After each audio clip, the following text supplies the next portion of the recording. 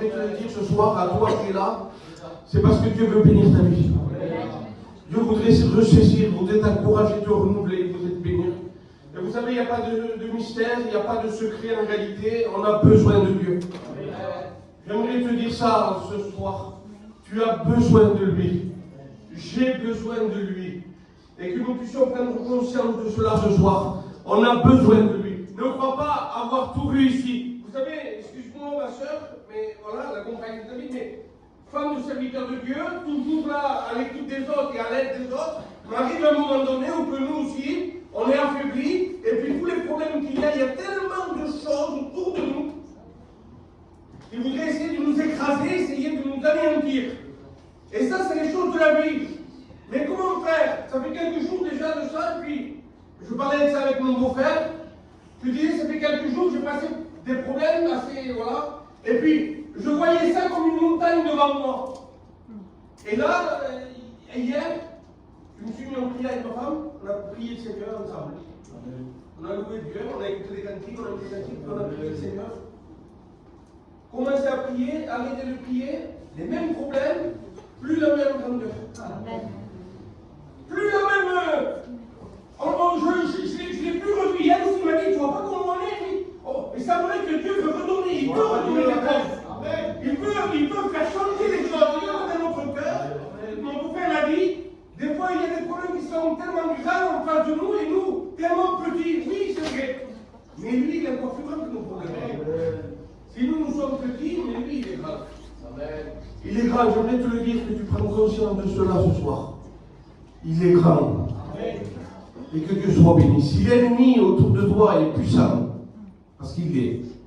Vous savez, je parlais avec quelqu'un, il dit on n'ose pas dire que l'ennemi est puissant. Mais je te le dis ce soir. Il est beaucoup plus puissant que toi. Il est beaucoup plus intelligent. Peut-être que tu te crois intelligent ou intelligente. Excusez-moi de parler comme ça, mais je vous laisse. Peut-être que tu te crois intelligent, tu crois avoir la meilleure des manières de faire.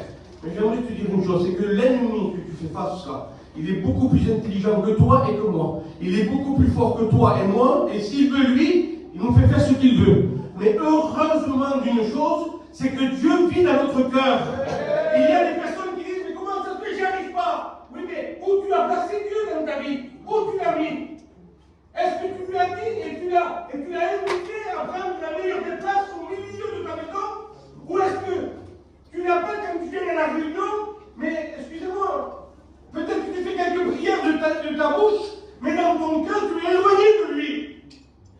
Tu veux recevoir la bénédiction, tu veux avoir des victoires ce soir? Mais fais-toi violence. Fais-toi violence. Donne-toi les moyens d'être béni. Alors je mets un message et puis. Avant de venir là, je regardais, puis il y a d'autres notes qui sont venus, et puis après ça fait un petit mélange. Alors ça va être compliqué, je pense. Mais je ne voudrais pas être long. Je vais essayer d'abréger. Je ne voudrais pas, vous savez, ce n'est pas dans la longueur du message, c'est simplement quelques mots de Dieu. Et quand ça vient de Dieu, comment ça fait bien? Vous savez, c'est une réalité. Dieu, l'Esprit de Dieu ne trompe pas. Quand il est quelque part, alors il se fait bien reconnaître. Vous savez, vous pouvez douter de mon mot, de ma parole à moi, vous pouvez en douter. Est-ce qu'il a dit ça? Est-ce qu'il n'a pas dit ça? Est-ce qu'il a voulu dire ça? Vous pouvez en douter. Mais quand l'Esprit parle dans notre cœur, on est convaincu. Il convainc les cœurs. Tu ne peux pas dire, est-ce que Dieu m'a dit ça? Non, tu ne peux pas dire ça. Quand Dieu parle dans un cœur, tu es sûr que ça vient de lui. Ou pas? Ou pas? Et là, cette soirée, si tu es attentif, si tu t'as l'oreille, je crois que tu l'es, Dieu a quelque chose à te dire. Regardez un petit peu la parole du Seigneur et puis.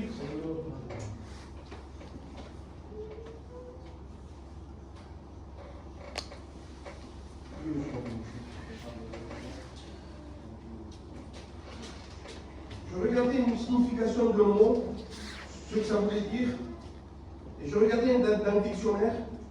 C'est quelque chose de simple, mais c'est quelque chose qu'on a besoin, et puis moi j'ai besoin, et souvent besoin.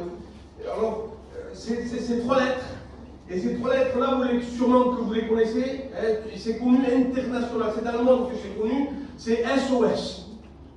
C'est SOS. C'est un S, un O et un autre S, c'est SOS. Et ça, c'est une signification en anglais, mais moi je vous traduis en français, ça veut dire sauver nos âmes. Qu'est-ce que ça veut dire? SOS, Ça veut dire sauver nos âmes. Et puis, il y a 14 lignes là, et en disant, voilà, ça que ça veut dire, ça que ça veut dire, ça que ça veut dire. J'en ai pris que 5. Le premier que j'ai pris, c'est un appel de toute urgence.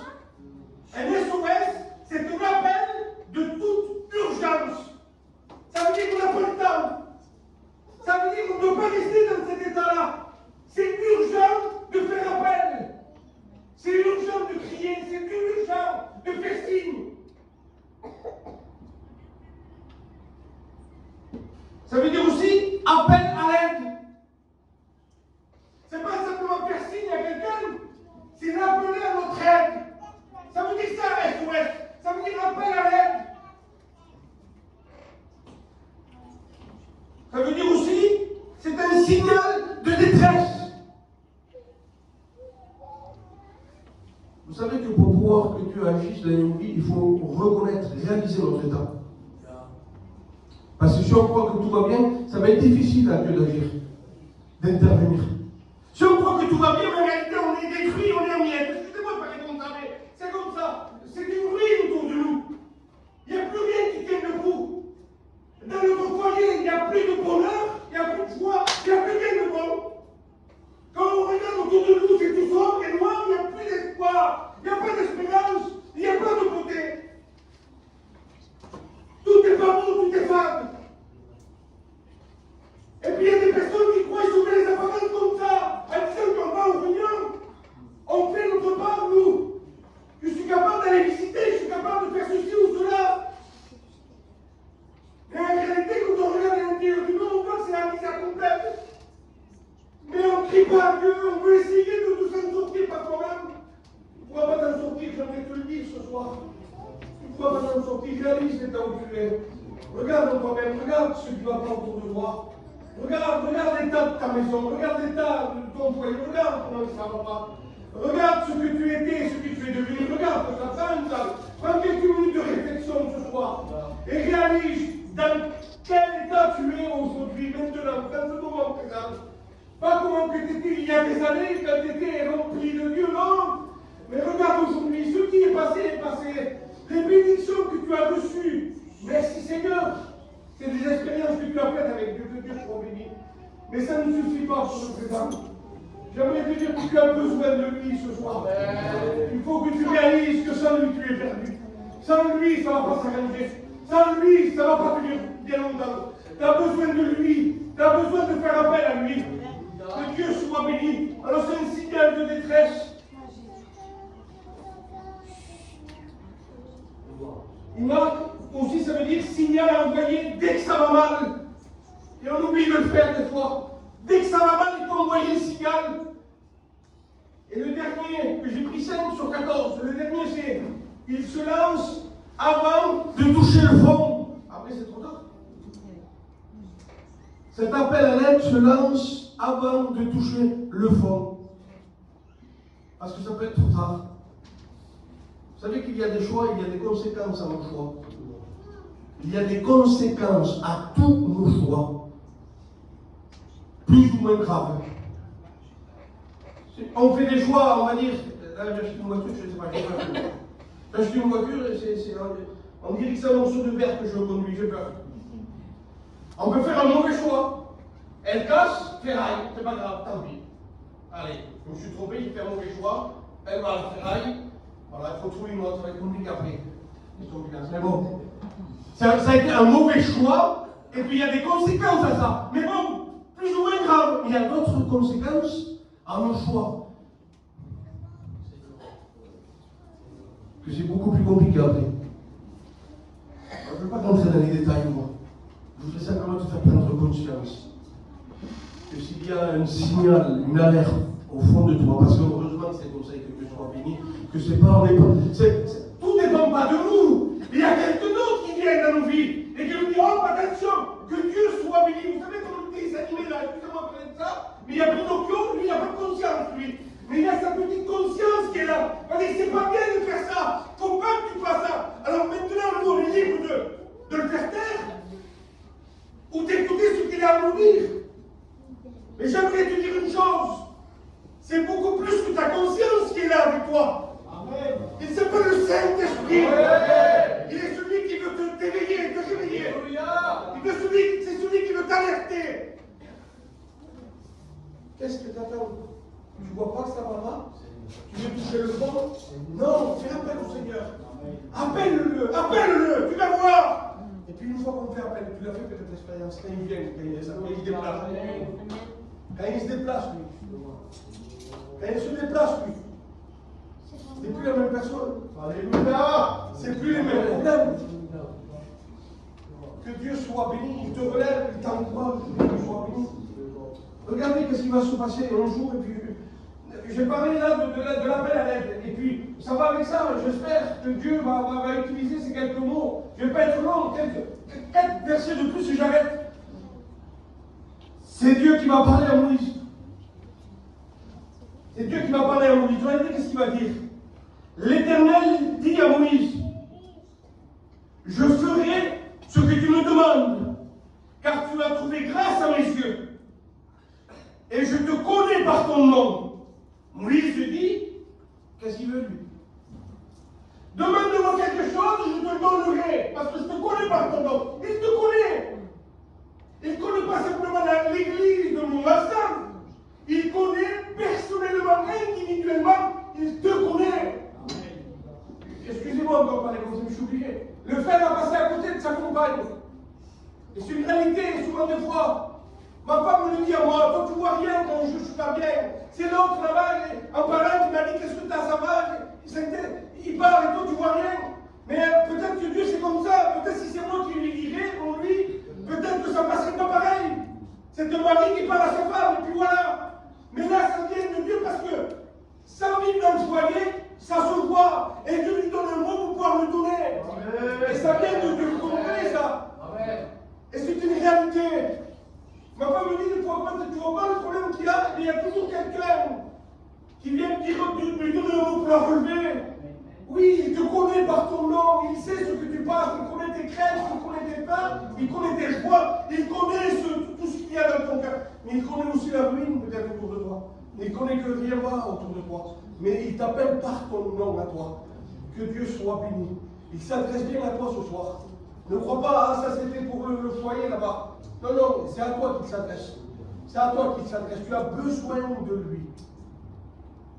Et il ne faut plus essayer de sauver les apparences, il ne faut plus essayer de voir, bon, ça va aller, non, ça ne va pas aller. Ça ne va pas aller en s'arrangeant, ça va aller en s'empirant. Parce que quand on lâche, vous savez, prenez un terrain et ne faites rien dessus. Ben, ça va pousser des roses, ça va pousser des choses. Ça ne va pas pousser des belles fleurs. Pas d'arbres fruitiers, non, non, non. Des roses, des épines, et puis tout ce que vous voulez après. C'est affreux, excusez-moi. Maintenant, si vous voulez qu'il soit entretenu, qu'il y ait des belles fleurs, que ça soit un beau gazon, qu'il y ait des beaux arbres fruitiers, eh bien, il faut se mettre au travail. Il ne faut pas laisser aller parce que ça ne tourne pas à la dérive. Il faut notre volonté et puis se retrousser les manches. Et ce soir, c'est ça. Tu veux que ça aille? Tu veux que la noirceur de ta vie parte, que la lumière vienne? Et toi au boulot. Alléluia. Et toi au boulot, invite-le. Ne dis pas que ça va aller. Ne laisse pas passer. Mais saisis la grâce de Dieu. Regardez qu'est-ce qu'il va demander Moïse. Regardez, je répète, il dit l'Éternel dit à Moïse, je ferai ce que tu me demandes. Que Dieu soit béni. Il dit, car tu as trouvé grâce à mes yeux.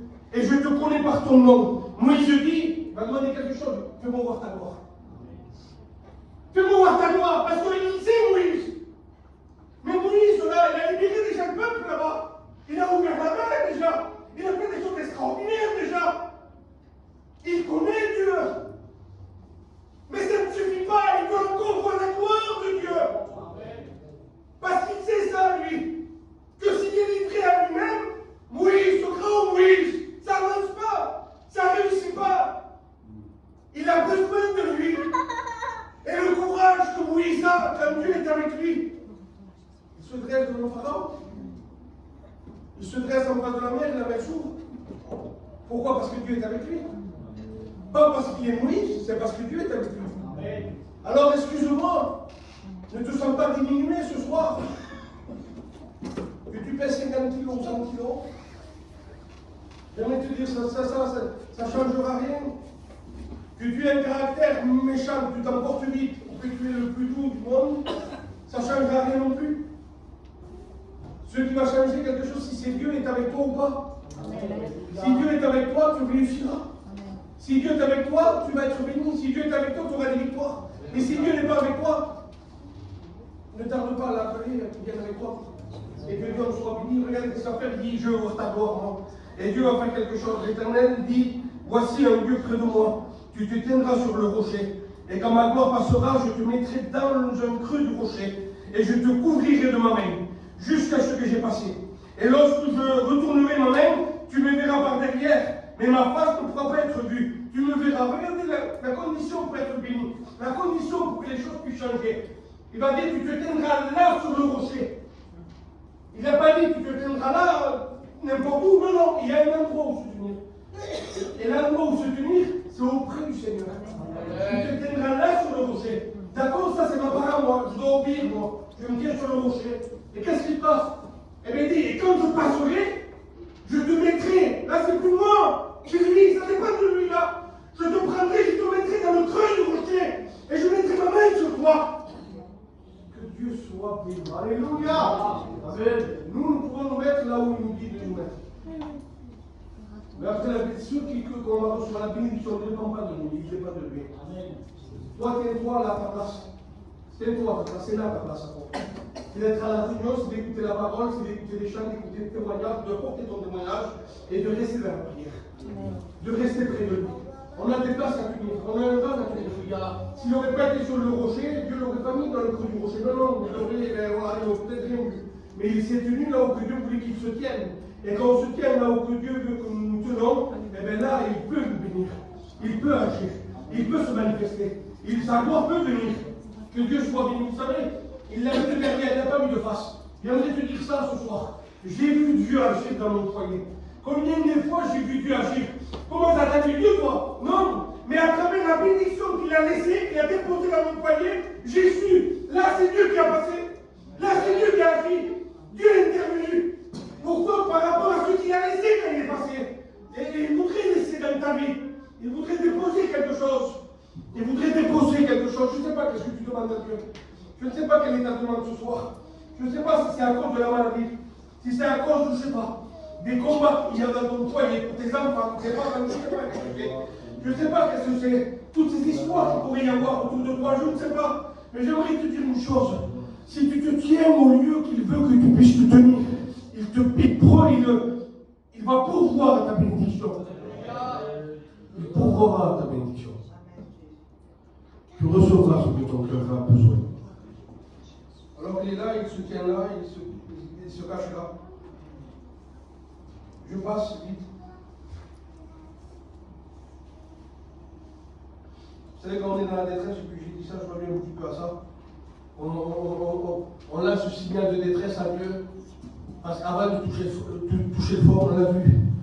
Avant de toucher le fond, on va crier au Seigneur. Parce que la conséquence de toucher le fond, c'est qu'après c'est très difficile. Vous savez, l'ennemi, qu'est-ce qu'il fait? Il ne peut pas empêcher Dieu de nous parler. Il ne peut pas, c'est impossible.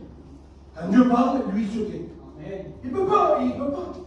Aussi puissant qu'il est, vous savez, il dirige des hommes politiques, il dirige des grosses choses, des grosses armées, lui, le malin, oui. Il fait battre un peuple contre un peuple, il met la révolution parce qu'il fait des choses, il est puissant. Mais quand Dieu dit quelque chose, lui il se tait. Amen. Mais qu'est-ce qu'il fait? Je regardais ça l'autre fois, puis j'imaginais ça. Si on le laisse faire, vous savez ce qu'il fait? Il vient et il nous met les mains sur les oreilles. Alors Dieu parle, mais nous on n'entend pas. Il nous met les mains sur les oreilles, à cause de je ne sais pas quoi. Il nous fait penser à des choses qui se sont passées. Il nous transporte de là et puis il nous met dans nos problèmes, il nous met dans nos difficultés, il nous met dans nos peurs. Et là, c'est comme deux fois qu'il vient dans nos oreilles et puis on n'écoute plus. Dieu nous parle et puis on reste insensible à ce que Jésus nous dit. Au nom de Jésus, il est vaincu. Amen. Il est vaincu. Amen. Et s'il voudrait peut-être fermer tes oreilles à la voix de Dieu, au nom de Jésus, dis-lui, tu es vaincu. Tu vas être béni. Je vais nous sortir de là où je suis. Je ne vais pas rester là. Non, non, tu n'as pas le droit déjà de rester dans ta position. Tu n'as pas le droit de rester, de subir toujours. De subir et de subir et de subir. Non, non. Il faut aujourd'hui que tu prennes cette force. Amen. Et que Dieu, la Bible dit, il n'y a que les violents qui s'emparent du royaume de Dieu. C'est pas celui qui laisse passer les choses, non, c'est celui qui se lève et qui dirige et qui décide de faire changer les choses. Celui-là est béni, celui-là reçoit, celui qui décide que les choses changent dans sa vie. Les choses changent. Que Dieu soit béni, je passe vite. Et puis là, je regardais un petit peu, puis quand je parlais du rocher, le rocher, et puis David va dire ça dans sa prière, David va dire, il va prier à lui, il va dire, aide-moi à atteindre le rocher que je ne peux pas atteindre. C'était trop grand pour lui, trop loin pour lui, et il se voit ce grand David pourtant. Le grand David, c'était un homme de guerre, David. C'était un guerrier. Il a écrit je ne sais pas combien de cantiques, c'était tout pour lui. Il avait tout, David. David, il est merveilleux. Dans tous les domaines, il était merveilleux. Et puis ce grand David aussi, tous les talents qu'il avait, il va commencer à crier à Dieu, il va dire Seigneur, aide-moi à atteindre le rocher que je ne peux pas atteindre. Parce que c'est le rocher de son salut. C'est le rocher là où il va être sauvé s'il s'appuie dessus. Et je passe vite. Et David va commencer à dépeindre ce rocher-là. Il va dépeindre ce rocher de son salut. Regardez qu'est-ce qu'il est pour toi ce soir, pour moi, et pour chacun d'entre nous, pour le chrétien. Pour le chrétien avant tout, pas le serviteur, les gars, tout ce que vous voulez, ou peut-être celui qui n'est pas encore baptisé. Ça fait quelques temps qu'il vient à la réunion, il a fait des expériences avec Dieu, tu l'attends peut-être, je ne sais pas. Mais j'aimerais te dire ça ce soir à toi, à tous ceux qui nous sommes là, que tu sois chrétien ou que tu ne le sois pas, j'aimerais te le dire ça. Ton salut à toi, ta sécurité à toi, c'est ce rocher. Ce rocher qui est le Christ. Regardez qu'est-ce qu'il va dire David. Dans 2 Samuel 22, verset 3, et après j'arrête. Il dit, l'Éternel est mon rocher, ma forteresse. Il est mon libérateur. Il va dire Dieu, il va se répéter encore, Dieu est mon rocher. Dieu est mon rocher. Où je trouve un abri. Imaginez-vous ce rocher, qu'est-ce qu'il représente? Où je trouve un abri. Mon bouclier. Et la force qui me sauve. Ma honte de retraite et mon refuge. Tout ce qui est ce rocher-là pour lui. Il est mon abri, ma honte de retraite, mon bouclier, la force qui me sauve. Il est mon refuge. Et si on prend juste 2-3 petits points sur ça, il est ma haute retraite. Vous savez c'est quoi une haute retraite? C'est un lieu où on se repose. C'est un lieu où on se ressource. Ce n'est pas un lieu où c'est agité. C'est un lieu qui est calme et on rentre dans la présence de Dieu et puis on est bien. Je disais ça à Alain. C'est pas une cure thermale. Parce que même que tu vas où tu veux, tu fais un voyage où tu veux, tu voudrais trouver un peu de repos, tu vois que ça va aller mieux, ça ne changera pas les choses. Le premier jour, peut-être oui, tu vas être émerveillé, là où tu vas aller, c'est beau, ça a changé un petit peu, mais ton problème va te rattraper. Ça n'ira pas, il faut cette autre retraite, ce voyage spirituel. Mais tu sais aussi que tu peux trouver ce voyage spirituel chez toi dans ta chambre. Amen. Pas besoin d'aller loin. Il n'y a pas de lieu plus grand et plus haut que à tes pieds, ça a été chanté. J'ai envie de te dire ça, c'est là où que tu vas pouvoir t'évader. T'évader de quoi? T'évader peut-être de ce qui te fait peur, de dire je mets là, c'est mon refuge. Et là, tu vas être ressourcé, fortifié, et tu vas faire face à ton problème. Parce qu'on va pas fuir mon problème, non. Mais si tu n'es pas encore bien ressourcé et alimenté, tu as le droit de dire mon problème, attends, reste là. Je vais me ressourcer, moi. Je vais aller retrouver ce que j'ai perdu. Je vais être alimenté, je vais être renouvelé, je vais être encouragé. Il faut que les gens prient de Dieu, mais on refait face à un problème en disant mais si tu n'as pas la force, ne te trompe pas de combat, ne te trompe pas de Dieu.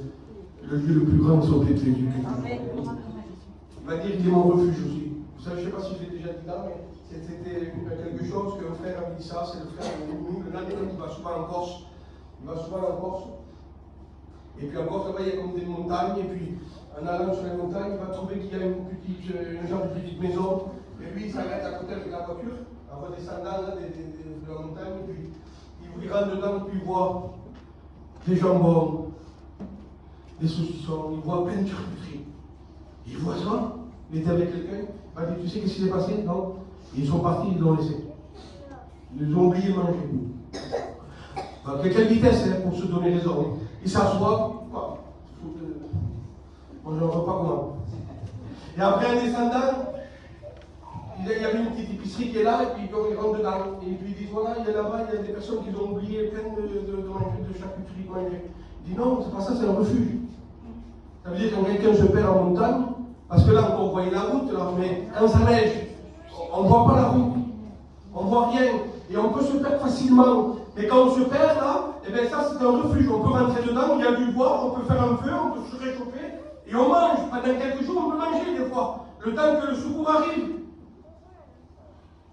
C'est un refuge. Ah, c'est pour ça que je dis ça, David. Ma haute retraite est mon refuge. Ah, tu vois Dieu comme un refuge, un lieu où tu peux te restaurer, tu peux manger, tu peux te reposer. Oui, il est notre refuge. Que Dieu soit béni pour nous. Puis là, il va dire, oh mon sauveur, oh mon sauveur. Vous savez, ce serait quelques paroles. Oh mon sauveur, il est celui qui te sauve ce soir. Tu me garantis de la violence. Je m'écris, loué soit l'Éternel, et je suis délivré de mes ennemis. Vous savez, c'est facile d'encourager les autres à prier. C'est facile de dire, il faut prier, il faut faire ça, il faut faire ça. Et quand nous, on a le problème, je ne sais pas si vous êtes arrivé de le faire, je l'ai vécu moi. Je parle avec des gens, je dis, qu'est-ce que tu as ça, mais il faut faire ça, il faut faire ça, il faut faire ça, il faut faire comme ça, fais ça, fais ça, fais ça, fais ça. Je détaille, vous savez, il y a comment on va dire ça. Des fois, il y a des feuilles. Vous savez, on va être dans l'hôpital, n'importe quoi, là, la charte. Il y a, voilà, il faut être poli, il ne faut pas être méchant avec les gens d'accueil des urgences, il ne faut pas parler mal, il faut être comme ça, il faut être courtois, il faut faire ci, il faut faire ça. Et puis, il y a plein de choses, des conditions qu'il faut faire, comment il faut se tenir. Et moi, il y a un problème, je suis capable aussi. Ah, il faut prier le Seigneur, il faut faire ci, il faut faire ça, il faut même pas les réunions, il faut en sortir. C'est bien, mais quand c'est quoi le problème? On dirait que tout ce que nous savons, c'est disparu. On dirait qu'on ne sait plus quoi faire. On dirait que, qu'est-ce que j'ai fait maintenant? Comment vous faire? Eh bien, ce soir, j'aimerais que tu puisses l'appliquer ce soir. Oui, la solution, c'est de prier Dieu. Je termine sur cette note. C'est une histoire, c'est un service de Dieu qui est venu et puis qui m'a. Il a dit que j'ai gardé cette note-là, et puis c'est une réalité. Vous savez, c'est simple, mais c'est tellement vrai. Il y avait deux hommes là, puis il y avait un chrétien de plusieurs années, puis il y en avait un autre qui commençait une réunion, c'était difficile pour lui. Et puis il disait en marchant, il va dire, j'arrive pas à ressentir Dieu, j'arrive pas à être béni, j'arrive pas. Je prie, j'essaie, mais j'y arrive pas. Et là, en train de marcher là, c'est fort, c'est comme ça, en train de marcher, il voit une fontaine. Et l'autre, il dit, inspiré par Dieu, il dit, regarde la fontaine. Qu'est-ce que tu vois au fond de l'eau? Qu'est-ce que tu vois? Et l'histoire nous dit que l'homme est en train de regarder, il s'abaisse, il regarde, qu'est-ce qu'il voit? Il allait voir. Et l'autre à côté, il prend la tête, il enfonce dans l'eau. Et là, il se lève comme ça, il dit, mais qu'est-ce que t'as fait? Il dit, t'as vu comment t'as fait pour te sortir de la tête de l'eau? Parce que tu vois que t'es en danger, oui. Cherche Dieu pas comme ça. Cherche Dieu comme ça. Comment ça va? Tu vois pas que ton âme est en train de souffrir. Vous savez, quand je parle de ruine et de tristesse autour de nous, que ça ne va pas, comment, dans quel état est ton âme? Dans quel état qu'elle est? Tu veux que ça change? Ben, c'est pas en disant, priez pour moi, s'il vous plaît. Tu sais qu'on prier. Amen. Alléluia. Amen. Ne demande pas à l'autre à côté de prier pour toi. Non, non. Prie pour un déjà. Amen. Tu t'en sortiras beaucoup mieux. Amen. Tu t'en sortiras beaucoup mieux. Sors la tête de l'eau. Parce que ton âme est en train de souffrir. Ton âme est en train de se noyer. Ton âme est en train de plus avoir de force. Ton âme est en train d'être dans un état. C'est pour ça que c'est pas facile. C'est pour ça que ça arrive plus. tu as besoin de reprendre ta respiration. Et ta respiration à toi, elle se trouve en Dieu. Elle se trouve en Dieu. Il y a un jour un homme qui s'est trompé. Un homme s'est trompé. Regardez la pensée de cet homme-là, et ça peut être un autre, ça peut être un autre. La pensée de cet homme-là, il voit ses greniers, il va dire voilà, je vais abattre mes greniers, je vais en construire des plus grands parce que ça a beaucoup rapporté mon bien. Alors je vais détruire ces greniers, je vais en construire des plus grands, je vais y serrer ma récolte et je vais dire à mon âme, t'as des biens pour plusieurs années, repose-toi maintenant, réjouis-toi. Là, il y a une voix qui se fait entendre, insensé de Dieu. Ce soir même, pas demain, ce soir même. Ce soir même, ton âme te sera redemandée. Et tout cela, pour ça va être. Pourquoi? Parce que cet homme avait oublié une chose. C'est qu'on ne se nourrit pas des choses de la terre. Ton âme ne se nourrira jamais. Tu pourras lui donner tout ce que tu voudras, mais jamais elle sera satisfaite. Parce que la seule nourriture qu'elle a besoin, le seul repos où elle trouve ton âme, c'est auprès de Dieu. Et que Dieu soit béni. Alors je vais arrêter là. Il y a d'autres choses, mais non. On va prier le Seigneur. On va demander à Dieu sa grâce. Combien de fois des hommes se sont trompés de nourriture? Ça ne leur était pas à eux, et eux croyaient que ça allait changer leur vie, de se nourrir de telle et telle chose. Mais heureusement que Dieu passe toujours dans les cœurs. Vite fait, on prie le Seigneur, gardez la tête courbée, vite fait, ce mot juste là, ce fils prodigue. Il est parti loin de la maison de son père, il a tout délapidé, il n'avait plus rien pour lui. Et au lieu de revenir à Dieu, le signal d'alarme se faisait retentir dans son cœur, et lui, au lieu de revenir vers son père, il va se mettre au service d'un des habitants. Et là, il va s'imposer encore plus, son état va se dégrader encore plus. Il se met au service d'un des habitants du pays, et on lui donne la tâche de garder des pourceaux. Et lui, regardez ce que les pourceaux mangeaient, c'était des carouches. Et il voulait s'en nourrir, mais personne ne lui en donnait. Vous savez, je regardais, puis ces carouches-là, c'est immangeable aux hommes. C'est indigeste, ils ne peuvent pas les manger, c'est impossible, c'est indigeste. C'est réservé aux animaux. Mais là, il se souvient d'une chose, il a fallu qu'il soit au plus bas de sa vie, pour se souvenir que dans la maison de son père, il y avait du pain en abondance. J'aimerais te dire ça ce soir.